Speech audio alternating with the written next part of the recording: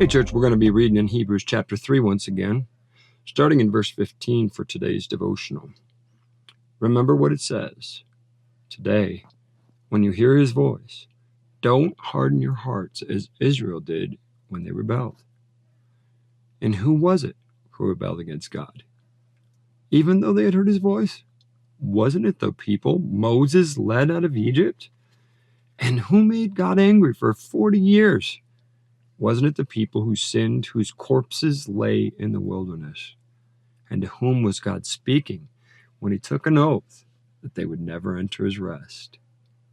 Wasn't it the people who disobeyed him? So we see that because of their unbelief, they were not able to enter his rest. Church, I want us to understand this as we look at that and the message that we hear. You hear a lot about obedience from me. And if you listen to the context of Hebrews 3 right here, it says those who did not make it in were those who disobeyed, right? But let's look at also what that references in verse 19. So after it says they disobeyed him, it says, so we see that because of their unbelief, they were not able to enter his rest. In other words, their belief was directly tied to their obedience, and their unbelief was directly tied to their disobedience. Therefore, church, if we truly believe, we obey.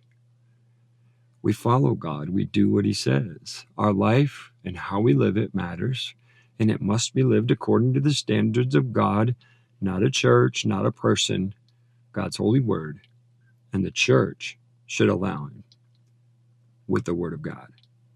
Therefore, the theology of a church shouldn't be nothing more or nothing less than what God teaches in his word, and our lives should align accordingly. So, let's be his obedient church.